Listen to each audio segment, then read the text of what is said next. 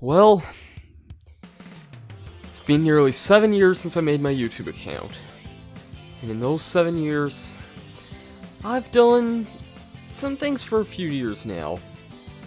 One of those things that I've done was recap my best moments every year, which isn't happening this year. Although many good things happened this year, many bad ones did too, and I don't feel like I have enough good content to really make a good countdown this year. It's not really what this video is about. Instead, if you recall, I did a video on my top 10 favorite games of all time a few years back. But after some extensive thinking and playing some new games for the first time, I think I can make a better list than my old one. Like the original, one game per franchise. Several new games are in this one, so sit back, relax, and grab a juice box. It's countdown time.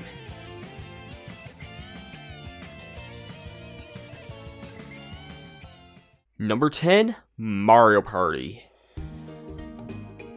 Oh boy.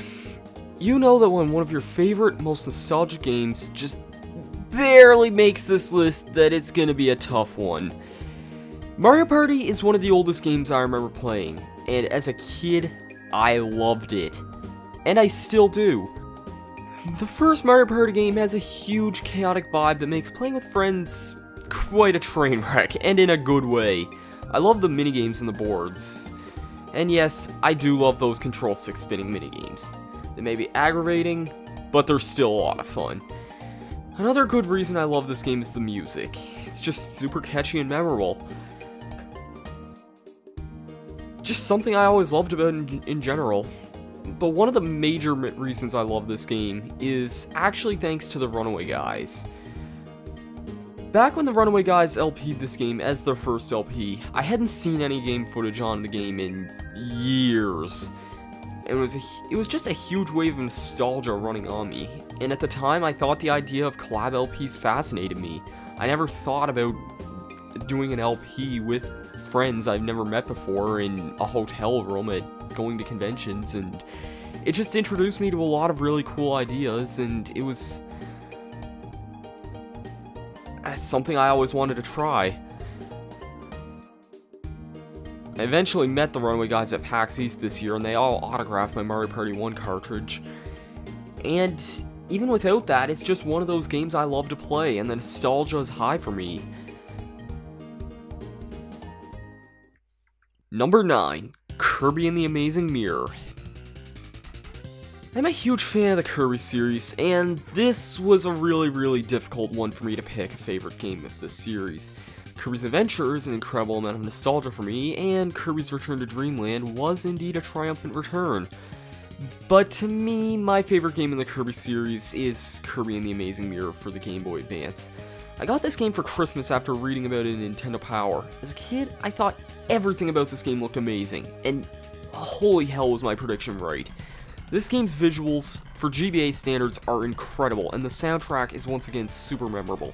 When I got this game for Christmas back in 2004, I was literally so excited, I actually dropped the box on the floor after picking it up. I was that excited to play it. And just a few minutes later, I found out my parents also got me a Game Boy player, which let me play the game on my GameCube, and a Wavebird controller.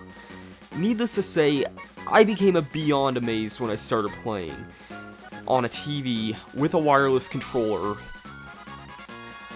As for the game itself, I love the open world exploration of it. This is my first venture into a Metroidvania genre of game, and it's a very well done one at that. I can certainly recommend this game if you haven't played it, as it's a very good game that shouldn't be missed. Number 8, Super Smash Bros. And another multiplayer game that makes my list. Super Smash Bros. Is another game I remember playing at my babysitter's as a kid, and despite the dated gameplay compared to recent installments, it's still a really fun game. Though honestly, it's really for the memories that I love this game so much. Smash Bros. Melee, Brawl, and for 3DS and Wii U are all vastly superior games, and I could have chosen any one of them for this list. but Smash on the N64 is the first one I ever played, and the first one I remember the most. The series is still going strong to this day, and if you haven't played it, go pick up Super Smash Bros. For Wii U. It's one of the best games released this past year. You won't be disappointed. Number 7, Starfox 64. Another Nintendo 64 game on this list, and spoiler alert, it's not going to be the last one either. Star Fox 64 is a game that I truly love, and for so many reasons. The gameplay is timeless, the characters are amazing, and the game is just so memorable. The level design for fixed scrolling on-rails shooters is surprisingly always fun to play, and I love the branching paths that make each playthrough unique. But what I love about this game is the atmosphere. If you're playing this game on the easier path, the levels tend to follow a slightly dull tone. But on the harder paths, the levels really come alive with some amazing characters and some truly unique boss fights. Particularly, the music late game is extremely good, and there's just a huge feeling of satisfaction upon finishing this game.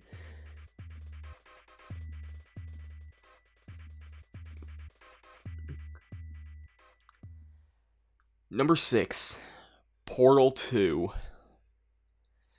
In my original list, Portal 1 was on there at only number 10. At the time, I had honestly only played the demo and really didn't give the rest of the list a super fair chance.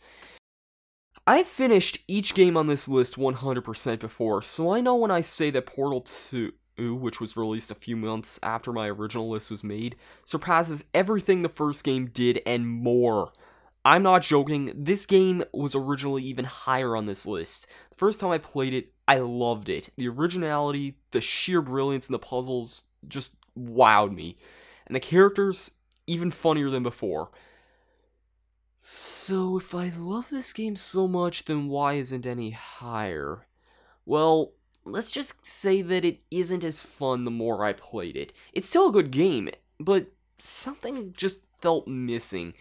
Maybe it's the fact that I remembered what I was doing each puzzle, or that it just isn't blind anymore.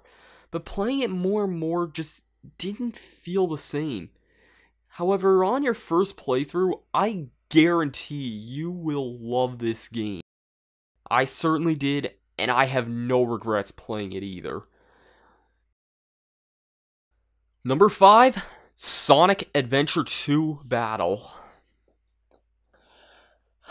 Sonic Adventure 2 Battle. To some, this is a very bad game with some aged storytelling and bad gameplay. And to some, they say it just hasn't aged well. What do I have to say about this? Sonic Adventure 2 Battle is one of those games that I have very fond memories of playing, but I grew to love it for something even more once I LP'd it. Sonic Adventure 2 Battle has a crap ton of replay value, more than most other games I've ever played, which is surprising for a platformer.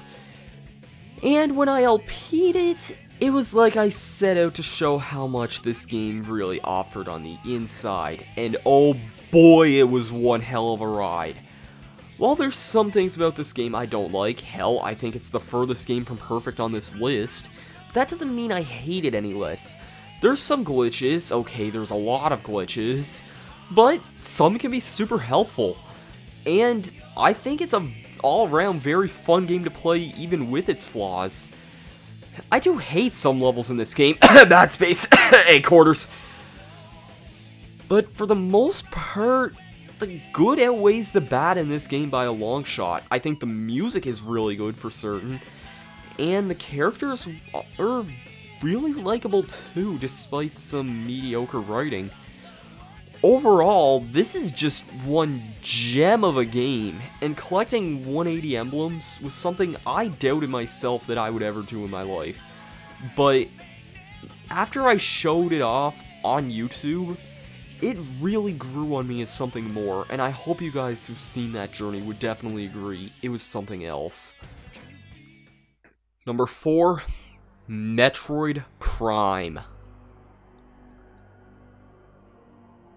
Metroid Prime. This is a game I really don't need to talk about as to why I love it. Atmospherically, it's one of the greatest games I've ever played. Hell, it's one of the greatest games ever made. Landing on a planet with no sense of where to go, through a thick rainstorm, some of the best music in any video game ever, it really sets the mood up. There's some truly amazing levels in this game, such as the Frozen Phendrena Drifts and the Phazon Mines, a level I still get chills to this day. Honestly, I don't have anything else I can say about why I love this game. It really is a gem of a game and a masterpiece that you owe yourself to play. Number 3, The Legend of Zelda, Majora's Mask. Now here's a bit of a surprise. On my original list, Ocarina of Time was higher than this spot, and I even declared it as the greatest game ever made. Why is that? Well, Ocarina of Time was the first Zelda game I ever finished, and it was a big part of my childhood. I played with many people I went to school with, and I really enjoyed the game for what revolutionary things it brought to gaming. So why isn't it on the list? Well, because Legend of Zelda Majora's Mask is a game I like even more. And this game is dark. The doomsday setting of this game is intense, to say the least. The music is chilling and dark, and I really love this game's atmosphere. The scenarios that the destruction has caused are some of the most emotional areas of any game I've ever played. And the gameplay is surprisingly improved upon Ocarina of Time's. Honestly, I don't have much more I can say, but I warn you, you should have really good time management skills before you tackle this game. You're gonna need it. Number 2, Super Mario World. Super Mario World for the Super Nintendo Entertainment System is one of the first games I ever fell in love with, and for really good reasons. The game has some of the best gameplay in any game of the Mario series, the levels are super memorable, and the music is fantastic. I'm a huge fan of Yoshi, and for this being his first game, he couldn't have had a better debut and a better game if he tried. I do really love this game, but it's just hard for me to talk about why. It's a game everyone should love. I see no reason to not like this one. Go play it for yourselves. Alright, before I unveil my favorite game of all time, here are many honorable mentions that could have easily made this list for one reason or another.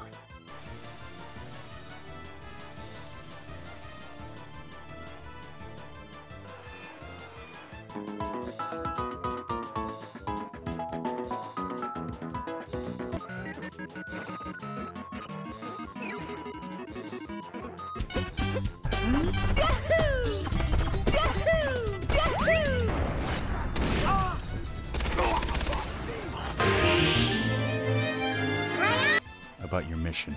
What? To spy on us. Diviculus. He wasn't talking about me. Oh, right, Sikoria. So who's that? I can't tell you.